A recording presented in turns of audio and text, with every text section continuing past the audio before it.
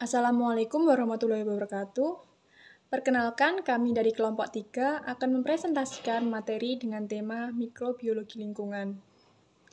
Dengan anggota saya sendiri, Devi Fatmawati dengan NIM 207190013, Farah Sinta Febrianti dengan NIM 207190095, Gilang Mukti Pramudia dengan NIM 207190065, Laudri Bayu Andriansah dengan NIM 207190028, Segar Vila Daryanti dengan NIM 207190111, dan Ali Farudin dengan NIM 2113160024. Langsung saja pada pembahasan yang pertama, yaitu gambaran umum mikrobiologi lingkungan. Menurut Hurst et al. Tahun 1997 mendefinisikan bahwa mikrobiologi lingkungan merupakan studi tentang keberadaan mikroba pada lingkungan alami maupun buatan. Sedangkan menurut Meyer et al. Tahun 1999, mikrobiologi lingkungan didefinisikan sebagai ilmu yang mempelajari pengaruh penerapan mikroba pada lingkungan, aktivitas kesehatan, dan kesejahteraan manusia. Mikrobiologi lingkungan mempunyai sejarah yang panjang. Dimulai pada tahun 2800 sebelum Masehi di India, Kepulauan Orkney, Scotland, Pulau Crete, dan Lembah Eufrat telah membuat saluran pembuangan limbah cair rumah tangga. Kemudian, pada awal Masehi, Roma membangun tandon air bersih dengan saluran dari pipa timah. Selanjutnya, pada awal abad 4 Masehi, Roma telah mendirikan jamban umum di pusat-pusat aktivitas penduduk. Kemudian, awal 6 Masehi, kertas toilet atau tisu sudah digunakan di Cina. Dan di Eropa, orang menggunakan jerami atau daun-daun kering untuk hal yang sama.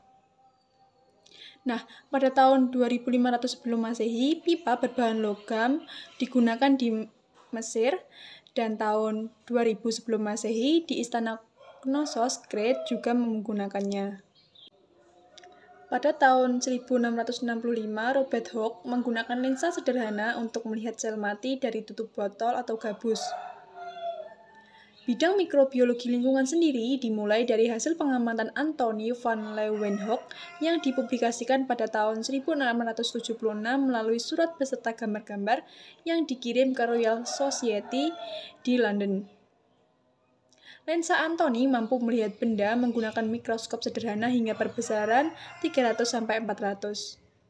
Dengan perbesaran tersebut memungkinkan melihat algae, protozoa, dan bakteri yang dikatakan sebagai animalcula atau hewan kecil yang dapat hidup dan berkembang biak pada air hujan, air sumur, air laut, dan salju yang meleleh. Pada tahun 1841, Ignaz Semmelweis di Austria memulai karir untuk dokter rumah sakit bersalin. Kemudian, ia menyadari kematian ibu dan anak setelah persalinan 18% berasal dari infeksi darah oleh Streptococcus. Pada tahun 1859, Louis Pasteur menggunakan tabung gelas leher angsa yang menghubungkan udara luar dengan bejana berisi kaldu yang sudah direbus. Hal ini menunjukkan tidak ada pertumbuhan mikroba meskipun diinkubasi beberapa bulan. Selanjutnya, pada tahun 1970-an, mulai dikenalkan mikrobiologi di lingkungan dengan pokok tinjauan pada kesehatan masyarakat dan lingkungan, serta terus berkembang hingga mencakup bidang yang luas dan berkaitan dengan ilmu lainnya. Mikrobiologi lingkungan merupakan bagian dari mikrobiologi yang mempelajari bentuk, sifat, dan peranan mikroorganisme dalam lingkungan, air, tanah, maupun udara. Beberapa bahasan utama dari mikrobiologi antara lain mikrobiologi akuatik, mikrobiologi limbah, mikrobiologi tanah, dan mikrobiologi udara. Baiklah, di sini saya akan melanjutkan presentasi yang telah dilakukan oleh Mbak Devi. Pada poin kedua ini akan dibahas contoh dan peranan mikroba di lingkungan. Yang pertama, bioremediasi. Bioremediasi adalah proses perbaikan bahan buangan atau limbah dengan melibatkan suatu mikroorganisme. Mikroorganisme digunakan untuk mengurai polutan di lingkungan atau menurunkan toksisitas dari berbagai senyawa polutan yang berperan penting dalam bioremediasi, yakni enzim-enzim yang diproduksi mikroorganisme seperti bakteri, hamir, dan kapang. Mikroorganisme ini menghasilkan enzim yang digunakan untuk memodifikasi polutan beracun dengan mengubah struktur kimianya, sehingga struktur kimia menjadi tidak kompleks dan pada akhirnya menjadi metabolit yang tidak berbahaya dan tidak beracun. Berdasarkan lokasi bioremediasi dibagi menjadi dua, yakni bioremediasi in situ dan bioremediasi ex situ. Yang pertama, bioremediasi in situ, yakni dilakukan untuk mendegradasi pencemar pada tanah yang basah dan air tanah. Pada bioremediasi ini menggunakan mikroba yang mempunyai kemampuan bergerak dan berpindah dari satu tempat ke tempat yang terkontaminasi. Mikroba bereaksi baik hanya ketika materi di tempat tersebut memungkinkan untuk memproduksi makanan dan energi untuk pengembangan sel mikroba. Yang kedua, bioremediasi ex situ. Bioremediasi ini dilakukan dengan mengambil zat pencemar, kemudian dilakukan perlakuan khusus untuk degradasi. Setelah itu, dikembalikan ke tempat semula dan diberikan treatment khusus menggunakan mikroba. Selain berdasarkan lokasi, bioremediasi menggunakan mikroba dibagi menjadi tiga, yakni bioaugmentasi, biostimulasi, dan bioremediasi intrinsik. Yang pertama, bioaugmentasi, yakni penambahan satu jenis atau lebih mikroorganisme pengurai, baik alami maupun yang sudah mengalami perbaikan sifat. Yang kedua, biostimulasi, yakni proses yang dilakukan melalui penambahan zat gizi tertentu yang dibutuhkan mikroorganisme supaya dapat tumbuh dengan baik. Yang ketiga, bioremediasi intrinsik, yakni bioremediasi yang terjadi secara alami di air dan tanah yang tercemar. Yang kedua, yakni biodegradasi. Biodegradasi merupakan sebuah proses untuk merehabilitasi lingkungan yang sudah tercemar oleh bahan kimia yang membahayakan, kemudian menggunakan mikroba menjadi bentuk yang lebih sederhana. Biodegradasi juga terjadi pada lingkungan air. Yang pertama yang akan dibahas yakni peran mikroba sebagai pembersih air. Bahan pencemar mulai dari sampah, bahan kimia, hingga mikroba yang terdiri dari bakteri, mikroalga, dan jamur dapat mencemari air. Jika bahan kimia pencemar jumlahnya banyak, maka mikroba pengurai juga akan banyak. Bakteri yang bersifat sebagai dekomposer akan menguraikan bahan kimia menjadi tidak berbahaya. Yang kedua, peran mikroba dalam mengurai minyak di laut. Dalam hal ini, mikroba akan mengoksidasi hidrokarbon menjadi karbon dioksida yang terkandung di dalam minyak bumi dan menjadikan hidrokarbon sebagai donor elektronnya. Setelah minyak dan air menyatu, bakteri akan mendegradasi minyak. Mikroba yang dapat mendegradasi minyak adalah kelompok Pseudomonas, Corynebacteria, dan beberapa jenis Yeast. Yang ketiga, peran mikroba dalam mengurai deterjen. Alkyl benzyl sulfonat atau ABS adalah komponen deterjen yang merupakan zat aktif yang dapat menurunkan tegangan permukaan sehingga dapat digunakan sebagai pembersih. Banyak mikroba yang mampu mendegradasi deterjen ABS. Banyak peneliti difokuskan kepada peran komunitas mikroba dalam unit pengolahan limbah merombak senyawa deterjen. Komunitas mikroba didominasi oleh gram negatif. Oke, selanjutnya saya akan meneruskan presentasi dari teman sebelumnya. Nah, di sini saya akan membahas mengenai mikrobiologi tanah.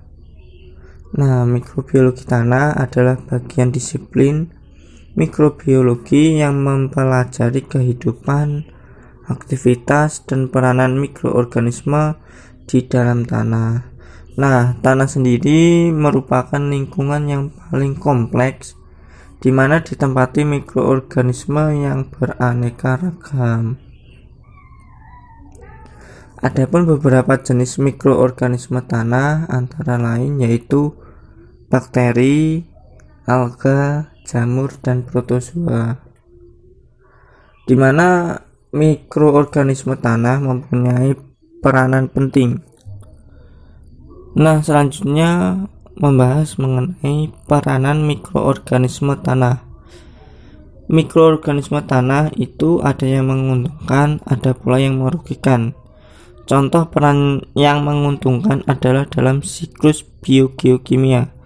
Sedangkan peran merugikan diantaranya sebagai patogen pada manusia, hewan, dan tumbuhan.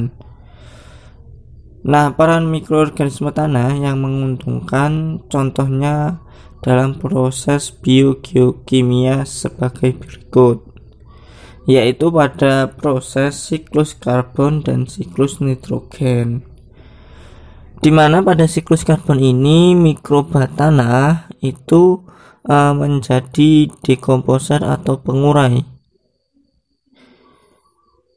Nah, sedangkan pada siklus nitrogen ini yang berperan aktif yaitu bakteri fiksasi nitrogen, di mana nanti akan didaur ulang menjadi nitrogen di udara.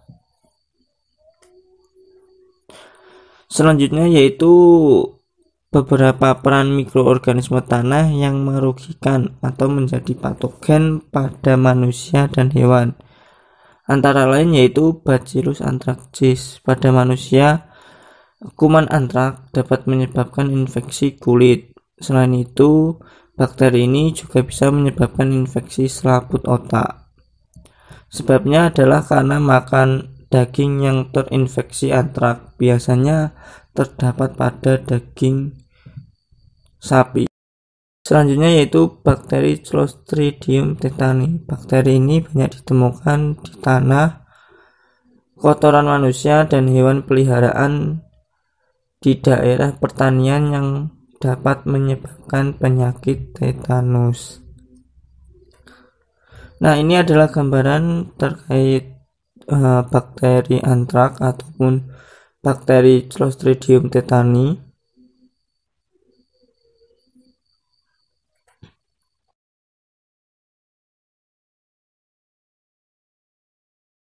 Selanjutnya yaitu mikroorganisme tanah yang menjadi patogen ataupun yang merugikan bagi tumbuhan. Contohnya yaitu pada rebah kecambah dan busuk akar. Penyakit ini biasanya menyerang pada tanaman semai ataupun tanaman kecambah. Kemudian yaitu contoh lainnya seperti penyakit karat daun yang disebabkan oleh jamur karat, di mana salah satu cirinya yaitu terdapat bintik-bintik pada daun yang diakibatkan oleh spora yang terserang oleh jamur karat.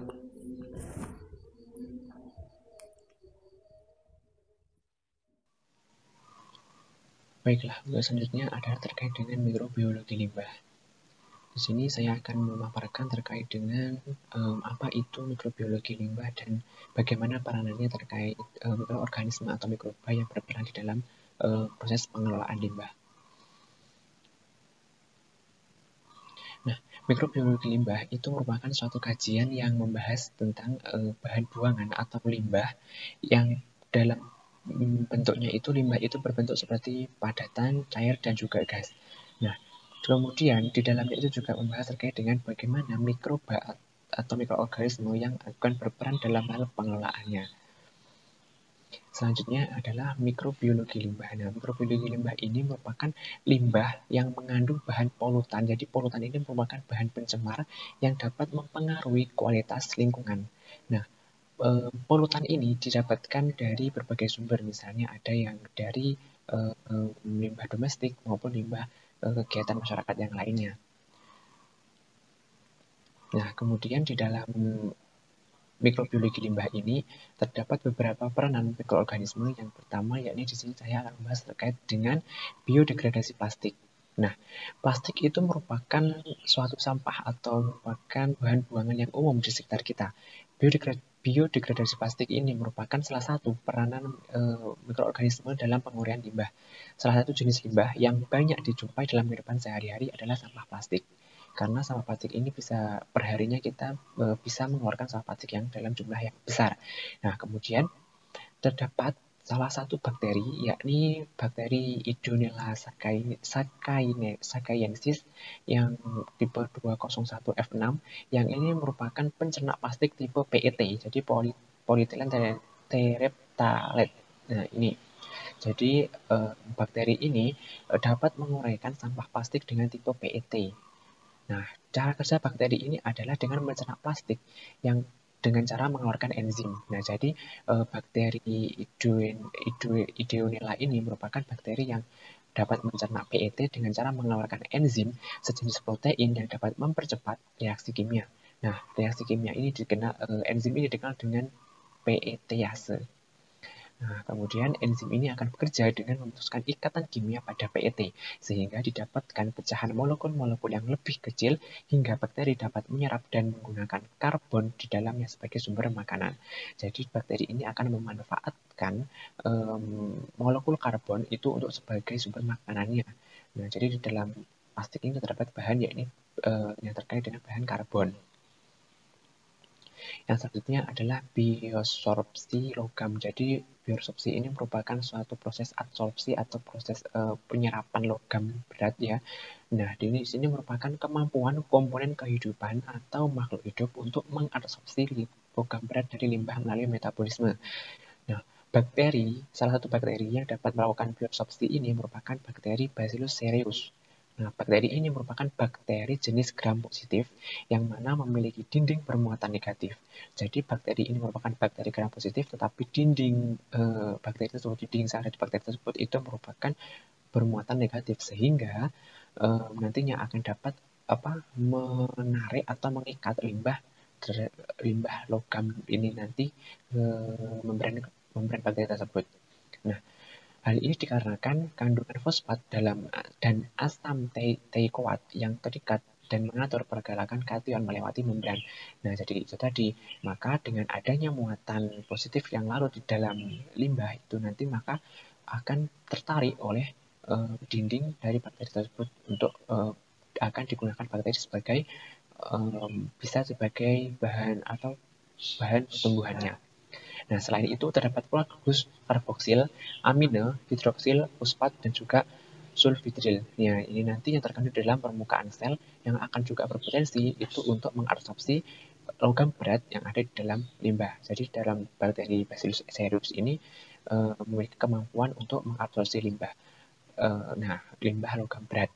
Nah, Bacillus cereus ini merupakan bakteri yang memiliki keuntungan, ya ini bisa hidup dalam keadaan kondisi yang kurang mendukung. Jadi dalam lingkungan yang memiliki kandungan-kandungan seperti logam berat yang berbahaya. Jadi seperti itu. Selanjutnya adalah biodegradasi minyak bumi. Nah, minyak bumi ini sering terjadi istilahnya kebocoran minyak bumi. Misal ada kilang minyak yang bocor, nah seperti itu. Karena sumbernya di laut ya. Nah, dalam perannya mikroorganisme ini akan mengelola limbah, salah satunya minyak bumi. Nah, jadi biodegradasi ini merupakan proses penguraian ya atau merombak. Nah, jadi salah satu bakteri ini yang dapat mampu mendegradasi minyak bumi dari hasil pertambangan minyak. Nah, ini ada bakteri yakni dari bakteri golongan hidrokarbonoklastik.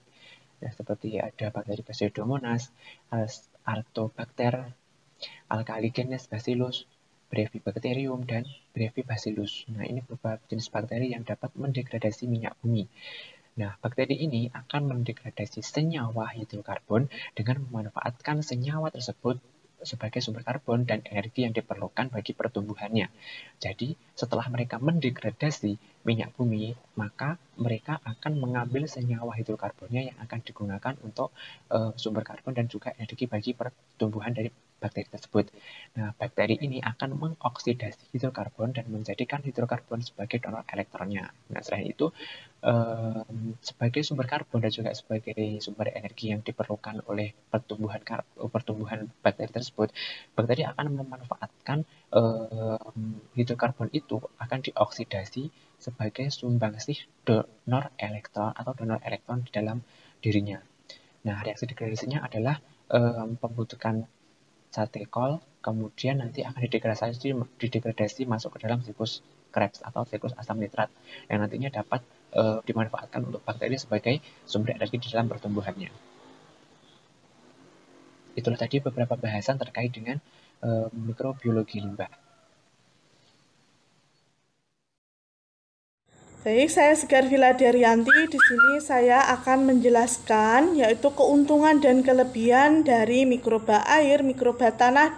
Yang pertama, saya akan menjelaskan dari mikroba air. Keuntungannya yaitu beberapa keuntungan mikroba dalam air itu antara lain banyak plankton, baik fitoplankton maupun zooplankton merupakan makanan utama bagi ikan, sehingga kehadirannya itu merupakan tanda kesuburan perairan tersebut. Nah, yang kedua yaitu saya akan menjelaskan dari keuntungan mikroba tanah. Mikroba tanah berperan penting dalam menguraikan segala bentuk polutan tanah, dari mulai zat padat, zat cair, hingga bahan kimia. Mikroorganisme dan kegiatan enzimatikanya dapat menguraikan bahan kimia sehingga kesehatan tanah tetap terjaga. Dan yang terakhir yaitu kelebihan mikroba limbah. Proses keuntungan mikroba limbah yaitu peranan dalam proses penguraian senyawa organik. Proses lain dalam pengelolaan limbah ini adalah proses koagulasi dan flokulasi yang merupakan proses distribulasi muatan pada partikel transsuspensi dan koloid yang dilanjutkan dengan fenomena aglomerasi dari partikel yang terkoagulasi menjadi partikel yang terendapkan.